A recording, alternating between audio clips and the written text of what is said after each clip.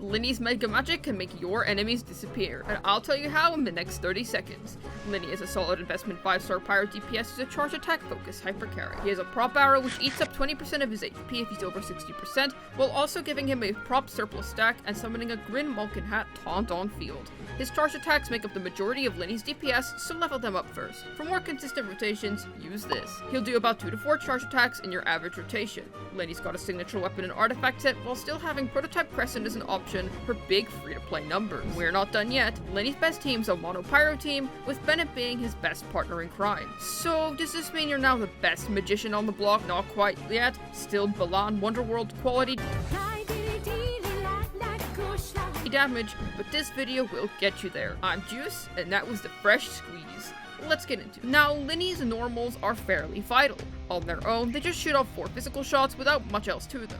But it's his charged attacks we're more interested in. Charge level 1 just shoots off a standard pyro arrow, no fancy tricks just yet, but his charge level 2 is where the magic happens. He'll fire off a prop arrow, which deals pyro damage, and upon hitting an enemy, it'll summon Grin Walmart Hat.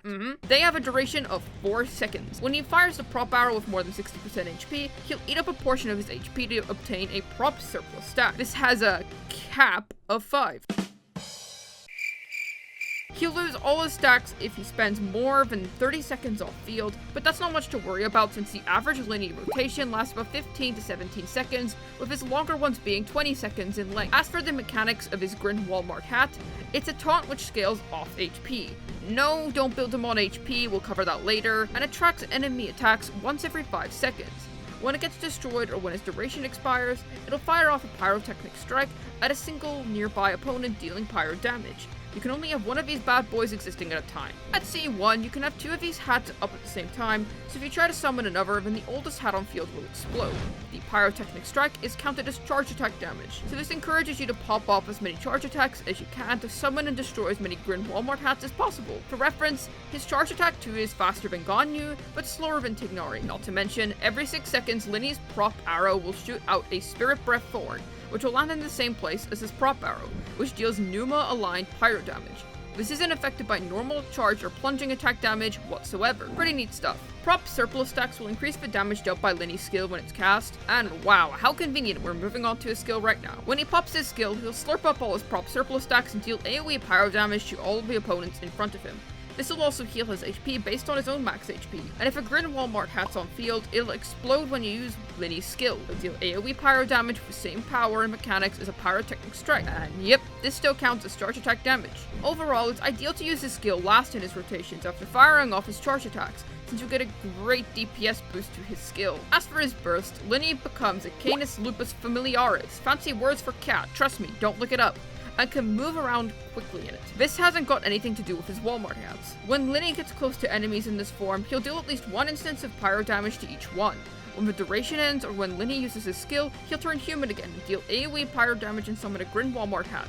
He'll also get 1 prop surplus stack. His burst is essentially a nuke that you can pop at any point during his rotation, but usually you'd only want to pop this before using his skill, since his burst dishes out a prop surplus stack. It'll also summon 2 Grin Walmart Hats at C1. However, his burst duration is pretty long, so it's ideal to cancel it with his skill after you've hit the desired targets with it. His A1 passive makes Lyney really appreciate healers. If he chomps down some HP while firing off his prop arrow, the Grin Walmart Hat that's summoned will restore 3 of Lyney's energy upon hitting an enemy.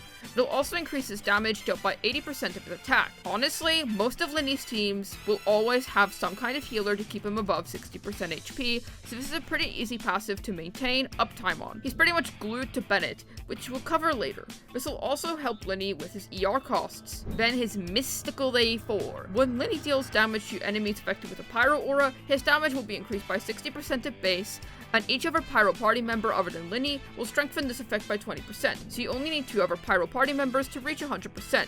Which is actually his cap. His A4 is pretty much what solidifies Lyney as a mono pyro based unit. Sure, he can't take advantage of melt or vaporize when utilizing this passive, but in turn, you get a 60 to 100% damage buff and a Tesco meal deal. Sounds pretty good to me. In terms of talent priority, it's pretty simple. Charge attack first, skill second, and burst last.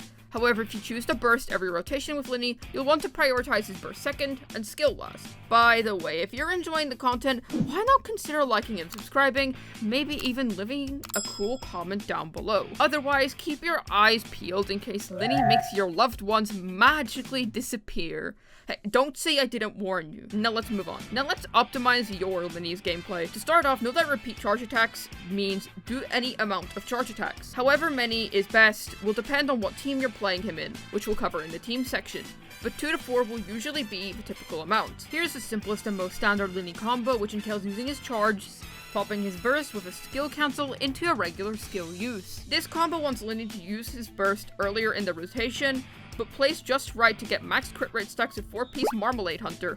This combo is pretty nice for weapons which receive buffs or benefit from his burst like Polar Star, to name an example. Lamenting on Lyney with Vermilion Hereafter, then this will be the combo for you. But if you're using 4-piece Marmalade Hunter, then you'll be short on the crit rate you can get from its passive for the burst throughout the rotation. This combo's neat for when you don't have Lyney's burst up. For example, if you're gonna burst every other rotation with him. This is the way to go if you're using Lyney on Shimenawa's Reminiscence. You can also drop the Q cancel E at the end if you'd rather go for a simpler E or repeat CA's rotation. You won't get any prop surplus stacks in the first rotation with this combo, but every rotation that comes afterwards, you're good to go. Lyney's burst cost is as skinny as his waist, only being at 60, but even then there's not a huge requirement to burst every rotation with him. Makes sense, since he's not exactly huge himself. You can honestly get away with having Lyney at 100% ER in most cases, and his A1 passive generates energy for him too. But if you're insistent on bursting once per rotation with Lyney, then 125% ER should serve you just fine across all his team. Now, artifacts.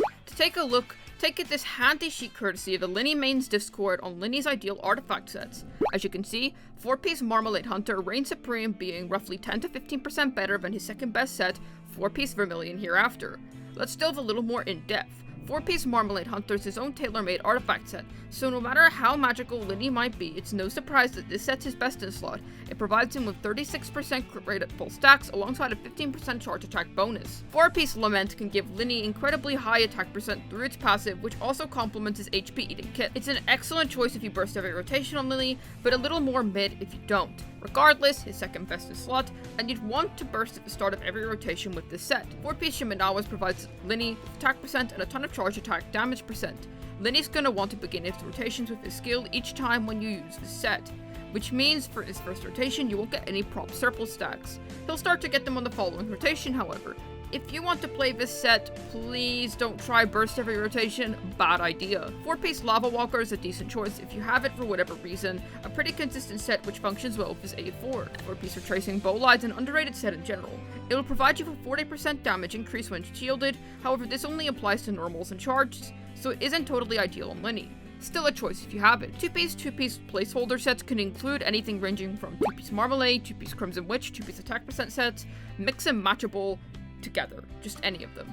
Pick whatever has the best substats for you, but in general, 2-piece Quaff with 2-piece attack percent is his best mix and match option. 4-piece Desert Pavilion Chronicle is pretty similar in performance to Bowlide, but its effects only trigger after Lyney's first charge, making it just that bit worse. 4-piece Wanderer's Troop is also a viable choice for him, but 2-piece effects essentially worthless on Lyney, and the 4-piece effects charge attack bonus isn't as much as his other sets. It's just a worse version of his other charge attack based sets, but it's there nonetheless. But really, 4-piece Marmalade's the way to go. The domain's Resident Efficient 2 with a pretty excellent partner set, but if you can't immediately gain access to this set, then 4-piece Lava Walker and 2-piece Mix and Match sets are easily Lyney's least conditional sets over. His more specific sets fall off heavily if the required conditions aren't met. In terms of main stats, you'll want an attack percent sounds as none of his damaging abilities scale off HP, even if HP loss features in his kit. Pyro damage bonus Goblet, although an attack percent Goblet could be viable on him too. Just know that if each were given equally good substats, Pyro bonus would reign supreme, then crit rate or damage, most likely damage, seeing as Lyney ascends on crit rate and you just get so much crit rate out of his signature set. In terms of subs, you'll want to aim for crit rate and damage first, attack percent second, then flat attack and ER at last. Lyney gets so much external sources of attack that crit stats actually end up being better for his personal DPS. You can focus on ER too if you're looking to burst every rotation with him. A magician needs the right tools to wow his audience, so what weapons are best for Lyney?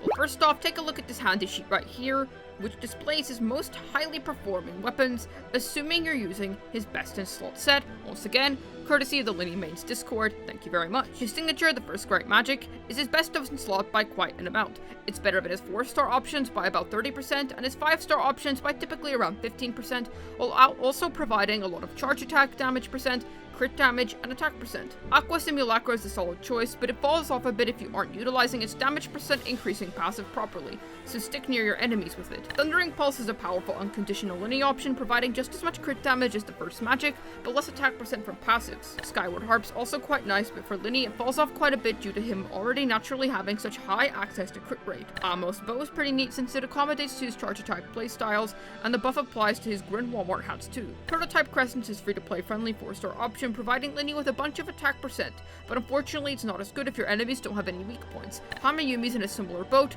good free to play option, but if you can't utilize the passive and it doesn't perform as well. Lyney can use Polar Star's passive if he uses a normal at the start of his rotation and bursts in the middle of it. Once again, the crit rate stat stick's kinda useless for Lyney. Song of Stillness is a nice new weapon you can pair with Lyney that also has a pretty groovy healing passive, not a bad option in general, especially since Lyney's glued to Bennett. Scion of the Blazing Sun can also be used on Lyney and works very nicely in single target. The charge attack damage bonus percent is neat, and refinements of this bad boy make him even more potent, but even so, sadly, it kind of falls off in AoE scenarios. Blackcliff Warbow is a neat option if you're able to trigger its passive consistently, but if you can't, it falls off, making it inconsistent. Slingshot's crit rate doesn't do much for Lyney, but the charge attack bonus it provides does, so it's another cheap option for Lyney if you're lacking bullets for craftables. Fading Twilight's quite weak on Lyney, since it takes a long time to gain all 3 stacks of the weapon on him, otherwise I guess you can use it if you have it. Just note that on other artifact sets, Polar Star bumps up to become his 3rd best option.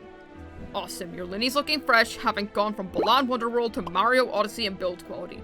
Now we've just got to slot him with the right gang. For starters, Mono Pyro is obviously Lyney's best team archetype. His usual teams will consist of himself, a buffer, a shielder or healer, and then a flex of sorts. You'll usually want to play Lyney's shorter 15-second rotations for the most DPS. All the following numbers in this section are courtesy of Pweep. For starters, there's Lyney, Bennett, Xiangling, and Kazuha. Here's the total DPS contribution that each team member does, and the DPS your team does overall, assuming you're using Lyney's best in slot weapon. At the top, the optimal rotation for these teams will be written. However, if you're using any other weapon, then here's how their DPS will differ. Then we have Lyney, Bennett, Dia, and Kazuha. Again, here's how much DPS each team member contributes, and a handy graphic for how much DPS a team pulls off overall. Then we have the lovely Lyney, Xiangling, Zhongli, and Bennett team. Not much grouping here, but Xiangling does cover quite some nice AoE ground. Here's a visual for how much each of them contribute, and then here's her DPS overall. Then we have Lyney, Bennett, Zhongli, and Kazuha. Here's how much damage each of them typically contribute.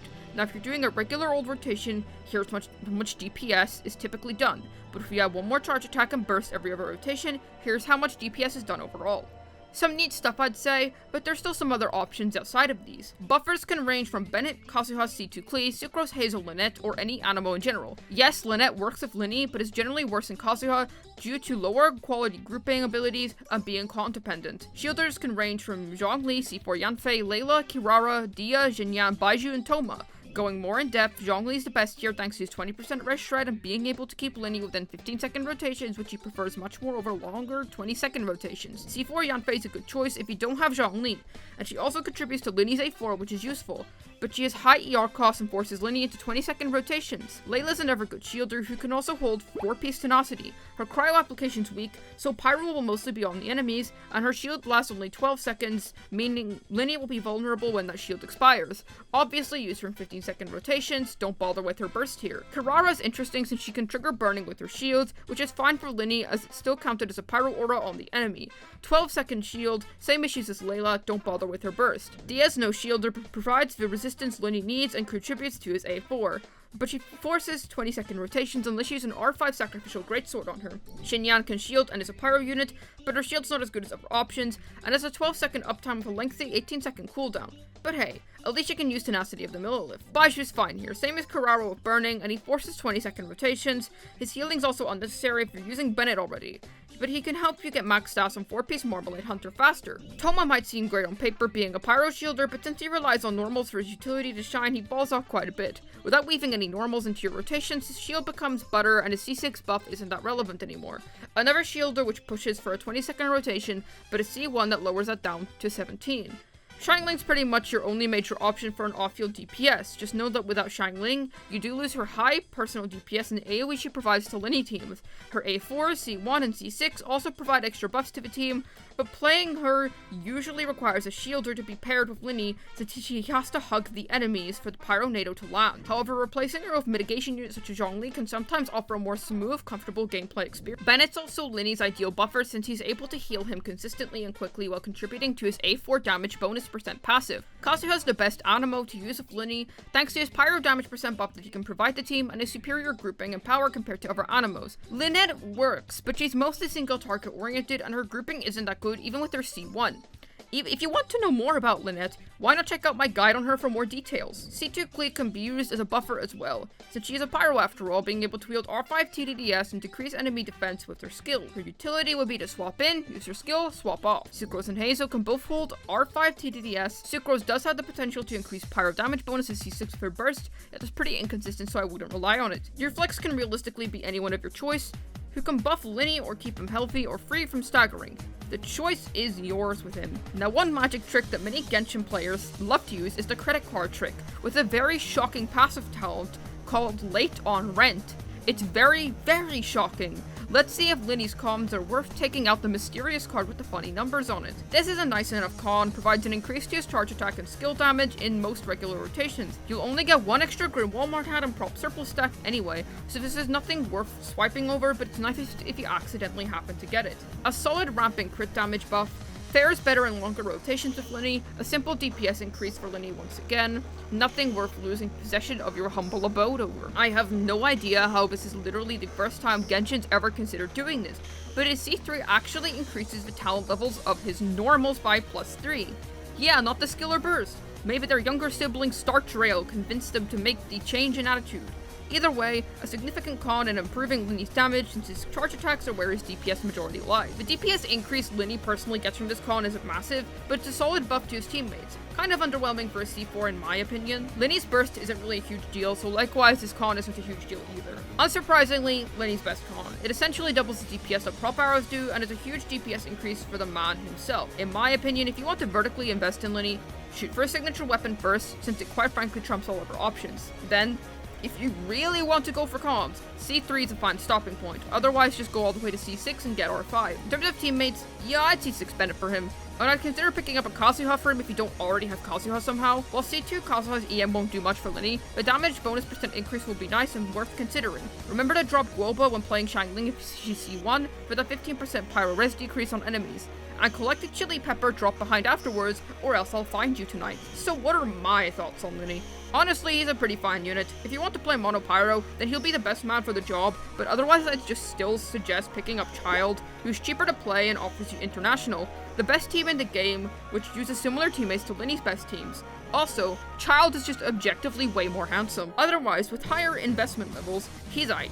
Fine to skip, but if you don't pull and build him, he won't disappoint either. Just don't expect him to outclass our current top Pyro DPS units. I hope this guide was able to gear your Lyney up for his next big showing in your Abyss runs. And without further ado, this has been Juice signing out, and I wish you all a day as wondrous as Lyney's magical performances.